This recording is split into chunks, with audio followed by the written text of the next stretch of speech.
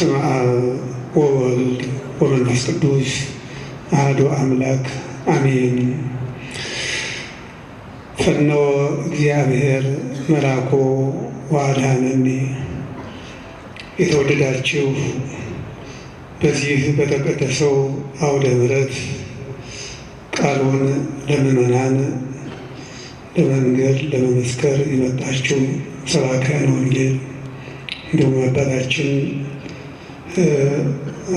አባ አብርሃም እንዲሁም ከዚህ የተሰበሰባችሁ ምዕመናት እግዚአብሔር አምላካችን በቸርነቱ ጠብቆ በዚህ ቦታ ስላደረሰን ስሙ ከምድር እስከ አርያም የተመሰገነ ይሁንና እንደምን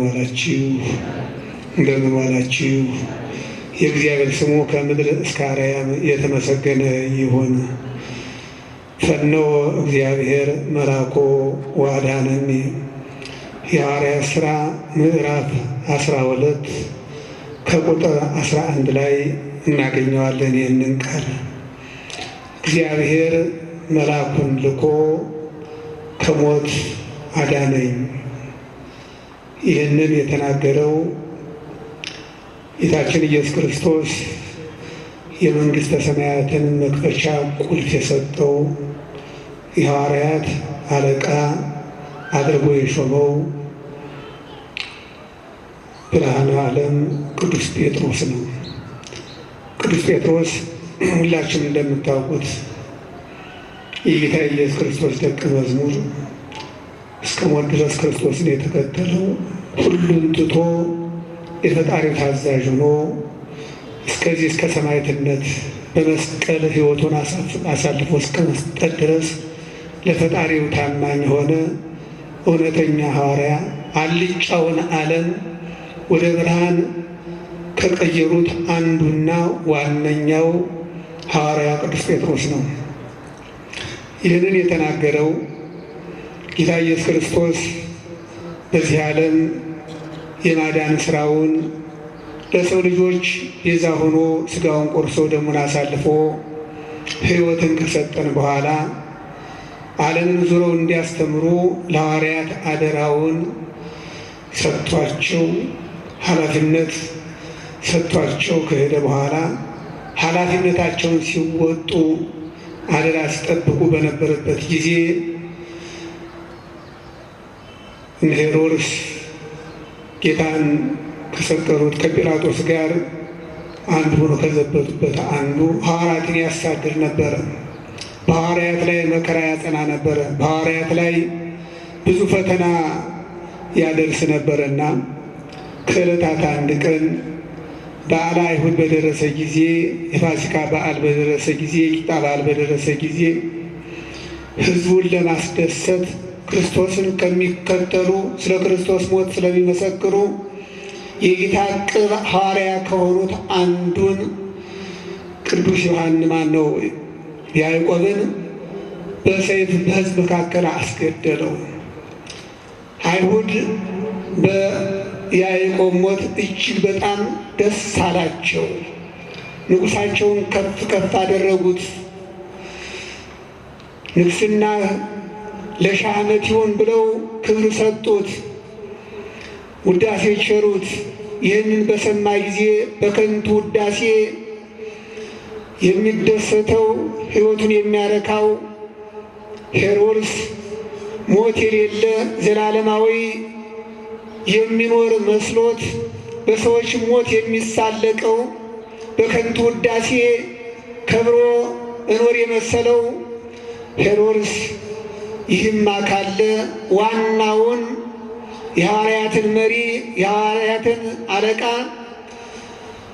በጌታ ዘንድ ትልቅ ክብር የተሰጠው በጌታ በኢየሱስ ክርስቶስ ትልቅ ክብር ከተሰጡት አንዱ ከሆነው ጴጥሮስንም ባስገድል የበለጠ ደስታ ይሆናል በአይሁድ ዘንድ ብሎ ጴጥሮስን ጨምሮ አስያዘው። በዚህ ጊዜ በዓሉ ሲያልፍ የበዓሉ ክብር ሁከት እንዳይሆን በዓሉ ካለፈ በኋላ ጴጥሮስን በአደባባይ ዮሐንስ ሲገደል አይተው ደስ እንዳላቸው በአደባባይ ተሰቅሎ እንዲሞት በወህኒ እንዲቆይ አዘዘ። በዚያን ጊዜ የቅዱስ ጴጥሮስ ደቀ መዛሙርት ተከታዮች ያስተማራቸው ያሳመናቸው ምን እናድርግ እያሉ በእግሩ ስር ይወድቁ የነበሩት በአንድ ቀን 3000 በሌላ ቀን 4000 እየሆኑ አምነው የነበሩት ሁሉ በሐዘን ተዋጡ። በሱባኤ በጸሎት ተወሰኑ። ሌትም ቀንም ሳይተኙ ወደ ፈጣሪያቸው እንባቸውን አነቡ። አምላካቸውን የሰማዕቱን የያዕቆብን ደመ ሰማዕት አድርጎ እንዲቀበል ጴጥሮስን ከሞት እንዲያድነው ፈጣሪያቸውን ተማጸኑት። የህብረት ጸሎት፣ የአንድነት ጸሎት፣ የክርስቲያን ጸሎት ትልቅ ዋጋ አለው፣ ትልቅ ክብር አለውና በአንድነቱ ነው እንቅልፍ አጥተው በእንባና በተሰበረ ልብ ወደ ፈጣሪያቸው ሲያዝኑ ውለው አደሩ። በዚያ ሌሊት እግዚአብሔር አምላክ ጸሎታቸውን ሰማ፣ እንባቸውን ጠረገ። የሁላችን እንባ ይጥረግ እግዚአብሔር አምላክ። ዛሬ ሀገራችን በሐዘንና ይራታ ያለችው፣ ዛሬ አባቶቻችን በገዳም ያሉት እንደዚሁ ቀን ከሌት ሳይተኙ ልባቸው በሐዘን ተሰብሮ በዓይናቸው ላይ እንደ ክረምት የእንባ ዝናብ እየዘነበ እያነቡ ያሉ የአባቶቻችን የገዳማውያንና እግዚአብሔር አምላክ አይቶ ምሕረቱን ያወርድልን። ከመከራ ሕዝባችን ወገናችን ሀገራችንን እንዲያድን የምሕረትን መልአክ እንዲልክልን በጎ ፈቃዱ ይሆንልን። ሲጸልዩ አደሩ። ጴጥሮስ እንዳይሞት ለብዙ ሰዎች ሕይወት ነው የእሱ ሕይወት። የእሱ መኖር ለሁላችን መንፈሳዊ ሕይወት ትልቅ ክብር ነውና ጴጥሮስን ከሞት አድንልን። ካንተ ፈቃድ የሚወጣ አንተ ይሁን ካላልክ የማይሆን ስለሆነ አምላክ ሆይ የጴጥሮስን ሞት የተደገሰለትን የሞት ድግስ ወደ ሕይወት ወደ ድነት ለውጠው እያሉ ሲጸልዩ አደሩ። በዚያን ጊዜ ሌሊቱን መልአኩ ቅዱስ ሚካኤል ተልኮ መጣ። እግዚአብሔር የተመሰገነ ይሁን። ጴጥሮስ እጅና እግሩ በብረት ታስሮ በወህኒ ተጥሎ ነበረ። ጡንቻ ያላቸው ኃይለኞች የሆኑ ተመርጠው እስር ቤቱን የሚጠብቁ ማንም መጥቶ ምናልባት ያስተምራቸው የነበሩ ሐዋርያትን ይከተሉ የነበሩ ጌታን ይከተሉ የነበሩ ብዙዎች ናቸውና እስር ቤቱን ሰብረው ወይም ሌላ ችግር ፈጥረው ጴጥሮስ እንዳያወጡ ጡንቻ ያላቸው ጠንካራ የሆኑ ወታደሮች ዙሪያውን እስር ቤቱን ነቅተው ተግተው እንዲጠብቁ ታዘው ነበረ። በዚያች ሌሊት ግን ክርስቶስ ሲነሳ ብዙ ጭፍሮች ክርስቶስ እንዳይነሳ ሐዋርያት ሰርቀው እንዳይወስዱት ጲላጦስ አዘው በነበረበት ጊዜ በእንቅልፍ እዚያው የሞት ያክል ወድቀው እንዲቀሩ አድርጎ ትንሣኤውን እንኳን እንዳያዩ የትንሣኤውን ብርሃን እንዳይመለከቱ እዚያው በእንቅልፍ ሙተው ቀርተዋል። ልክ እንደዚያ እነዚህ ሰዎች መልአኩ ቅዱስ ሚካኤል ተልኮ ሲመጣ ጨለማ የነበረው ወህኒ ቤት በብርሃን ተመላ። በጨለማ የነበረው ጴጥሮስ በብርሃን መመላለስ ቻለ። ያ ብርሃን ከየት እንደጎረበ ከየት እንደመጣ እያደነቀ እግዚአብሔርን እያመሰገነ በእስር ቤቱ ውስጥ በብርሃን ተከቦ ጴጥሮስ አየ። ከዚያ ጎኑን ነካው። መልአኩ ቅዱስ ሚካኤል መጥቶ ከእግርና ከእጁ ታስረው የነበሩትን እግር ብረቶች እሳት እንደገባ ጅማት አቅልጦ በጣም ጣለለት። እግዚአብሔር አምላክ ከእግዚአብሔር ተልኮ የመጣው መልአክ። እግዚአብሔር እኮ በሃይማኖታችን ስንጸና በታዘዝነው ጸንተን ስንገኝ የሚጠብቀን መልአክ ከክፉ ነገር የሚከላከልልን ጠባቂ እግዚአብሔር አምላክ አስቀምጧል። በተለይም እግዚአብሔርን ለሚፈሩ፣ እግዚአብሔርን ለሚያከብሩ፣ እግዚአብሔርን ለሚወዱ ዙሪያውን የመላእክት ጥበቃ እንደማይለያቸው ቅዱሳት መጻሕፍት ይመሰክራሉ። ልበ አምላክ የተባለው እግዚአብሔር አምላክ እንደ ልብ የሆነ ሰው አገኘው ብሎ የተናገረለት ቅድስናን የሰጠው በንስሐ የቀደሰው ዳዊት እግዚአብሔርን የሚፈሩትን መልአኩ በዙሪያቸው ይቆምላቸዋል፣ ከክፉ ነገር ያድናቸዋል ይላል። በዘጸአት 23:20 ላይ ለሙሴ አይዞህ ወደ ምድረ ከነዓን ወደ ኢየሩሳሌም እንድትሄድ የሚያስፈራ ነገር አይኑር፣ በፊትህ መልአኩን እልካለሁ፣ ከክፉ ነገር ይጠብቅሃል። ይልቁንስ የምትመራቸው ወደ ከነዓን የምትወስዳቸው እስራኤል ክፉ እንዳያደርጉ ኃጢአት እንዳይሰሩ እንዳያስመርሩት ምከራቸው፣ ንገራቸው። ከክፉ ነገር የሚጠብቅ ግን መልአኩን በፊት እልክልሃለሁ ተብሎ ተነግሮታል።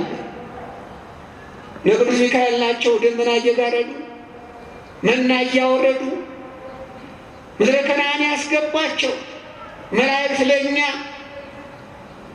ከክፉ ነገር የሚጠብቁን ከእግዚአብሔር የታዘዙ ከእግዚአብሔር የተሰጡን ናቸው። ስንፈጠር ጀምሮ እግዚአብሔር አምላክ ያለ እረኛ አልተወንም። ሰው አድርጎ ሲሰራን በምድር ላይ ሲያመጣን እንዲሁ ብቸኞች አይደለንም። እግዚአብሔር ራሱ ፈጥሮ የሚመግበን ትቶን ረስቶን ዘንግቶን አያውቅም። ከዚያም በተጨማሪ ለእያንዳንዳችን 2 ጠባቂ መልአክ አለን እኮ ወገኖች። ቀን የሚጠብቀን መልአክ፣ ከክፉ ነገር የሚከላከልልን፣ ከክፉ ነገር የሚያድነን መልአክ እኛ አናየውም። እሱ ከእኛ ጋር ይውላል ሲጠብቀን። እግዚአብሔር አምላክ ከእኛ ጋር እንዲጠብቀን ይሰጠን መልአክ። ሌሊትም እንዲሁ በእንቅልፍ ሰዓት ለችግር እንዳይመጣብን ክፉ ነገር እንዳያገኘን የሚጠብቀን መልአክ እግዚአብሔር አምላክ ሰጥቶናል። ለዚህም ነው በማቴዎስ ወንጌል ምዕራፍ 18 ቁጥር 11 ላይ ከእነዚህ ከታናናሾቹ አንዱን እንዳትንቁ ተጠንቀቁ ይላል። መላእክቶቻቸው በሰማያት የእግዚአብሔርን ፊት ያያሉና ጠባቂዎቻቸው ማለት ነው። አንዱን እንኳን እኛ ታናሽ ነው ብለን የምንንቀው እግዚአብሔር አምላክ ጠባቂ መልአክ አስቀምጦለታል። እንኳን ለቅዱስ ጴጥሮስ፣ እንኳን ለቅዱሳን ሐዋርያት። ስለዚህ ቅዱስ ጴጥሮስ በታሰረ ጊዜ መልአኩን ላከለት።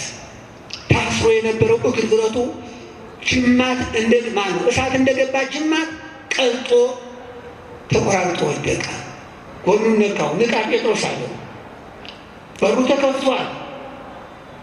መንገዱ ብርሃን ነው። እየመራው ወሰደው። ጠባቂዎቹ አላዩም። ሌሊት ነው እና ከሚያነቡት ከሚጸልዩለት መምህራችን ሐዋርያው ጴጥሮስን አድነው ፈጣሪ እያሉ እንባቸውን ሲያፈሱ ወደ ነበሩት በአንድነቱ ነው በዚህ ጊዜቱ ነው ወደሚጸልዩት ወደሚያለቅሱት ይዞት ሄደና በሩ ላይ አድርሶት ተሰወረ። ያን ጊዜ እንደ ራእይ እንደ ሕልም ይመስለው የነበረ እውን ከእስር ቤት እንደወጣ አረጋገጠ። በዚህ ጊዜ ነው እግዚአብሔር አምላክ መልአኩን ልኮ አዳነኝ ያለ። እግዚአብሔር መልአኩን ልኮ ያድነናል። እግዚአብሔር ጠባቂ ይሰጠናል። እግዚአብሔር ከተወረወረ ይጠብቀናል። እግዚአብሔር ካለ የሚሳነው የሌላ አምላክ ካለ የማይሆን ነገር ምን አለ? ይሁን ሲል እኮ ሁሉ ይሆናል ወገኖች። ሁሉም ይሁን ባለ ጊዜ ነው የተገኘው። ሰማይና ምድር ይሁኑ ባለ ጊዜ ሆኖ ተገኙ እኮ። ይህም ግዙፍ እንዴት ሆኖ ተፈጠረ ብለን የምናደንቀው በቃሉ ይሁን ባለ ጊዜ የተገኘ ነው። እግዚአብሔር ይሁን ባለ ጊዜ የማይሆን ምንም ነገር የለም። ስለዚህ ይሁን እንዲህ ፈቃዱ እንዲሆንልን ቸርነቱ ይቅር ባይነቱ እንደነ ቅዱስ ጴጥሮስ ስለ ቅዱስ ጴጥሮስ ይጸልዩ እንደነበሩት ከልብ በእምነታችን ፈጣሪያችን ልንለምነው የታዘዝነውን ልናደርግ በሃይማኖታችን ልንጸና ግድ ይለናል። ይህ ከሆነ እግዚአብሔር ከኛ ጋር ነው። ይሄ ከሆነ ጠባቂዎቻችን ቀንም ሌትን የሚጠብቁን እድሜያችን እንዲያረዝም እግዚአብሔርን ሲለምኑ እጁ ከምጽዋት አንደበቱ ከጸሎት የማይለይ የተባረከ ሰው ነውና እድሜውን አርዝመው ለተቸገሩት እንዲመጸውት በጎ አርአያነቱ ለሌሎች ትምህርት እንዲሆን ጸሎቱ ለሀገር እንዲጠቅም እያሉ ይለምኑልናል። እድሜያችን እንዲረስ፣ እድሜ እንዲያበዛልን፣ እድሜያችን እንዲጨመርልን በደግነታችን በሃይማኖታችን ጥላት እድሜን እየለመኑልን ነገር ይጠብቁናል ማለት ነው። እግዚአብሔር ይሰጡን መላእክት። ስለዚህ ቅዱሳን ሐዋርያትን የሚጠብቋቸው መላእክት አሉ ከክፉ ነገር። እግዚአብሔር ሳይፈቅድ የሚሆን ነገር የለም። በማግስቱ ሊገደል ግንዱ ተሰቅሎ ነበረ። ማግስቱ ስለ ክርስቶስ ስለ ፈጣሪ ሊሰዋ ጴጥሮስም ቆርጦ ነበረ። ሞት አያስፈራቸውማ። እግዚአብሔር መንፈስ ቅዱስ ካሳደረባቸው በኋላ በፊት ፈሪዎች የነበሩ ስለዚህ ስለሟች ስጋቸው ኃላፊ ስለሆነው ስጋቸው የሚያስፈራቸው አንዳችም ነገር አልነበረም። ሐዋርያ ቅዱስ ጳውሎስ ጨርሶታል። ስለ ፈጣሪ ስለ እግዚአብሔር ስለ ጌታዬ ስለ እሱ ፍቅር የሚከለክለኝ ከጌታዬ ፍቅር የሚለየኝ ማንም የለም ነው።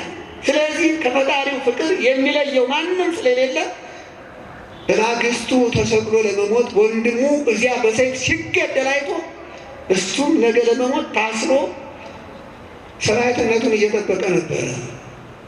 የሰማዕትነት ጽዋውን ለመቀበል ሐዋርያው ቁርጠኛ ነበረ። እግዚአብሔር ግን ብዙ ስራ እንዲሰራ በእሱ ትምህርት በእሱ ሕይወት ብዙ ሰዎች ሕይወት የሚያገኙ ስለሆነ በደቀ መዛሙርቱ ጸሎት፣ በተከታዮቹ ጸሎት፣ በምዕመናን ጸሎት እግዚአብሔር አምላክ መልአኩን ላከለት። ከእስር ቤት ከግርግረት ከጨለማ ወህኒ ቤት መልአኩ በብርሃን እየመራ ሰንሰለቱን በጣጥሶ እየመራ ወደ ወገኖች ወሰደው። እግዚአብሔር አምላክ ወደ ሕይወት እየመራ አገራችን ሰላም የሚያደርግ መልአክ ይላክልን።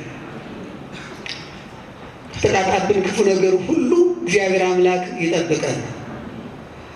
ይህን ሰዓት ይህን ዕለት ወዶ ፈቅዶ በቸርነቱ ጠብቆ እንደኛ ኃይል እንደኛ ብርታት ሳይሆን እንደሱ ቸርነት እንደሱ ይቅርታ በዚህ በተቀደሰ ወደ ምሕረቱ የሰበሰበን አምላክ ቀሪ ጊዜያችንን ይባርክ።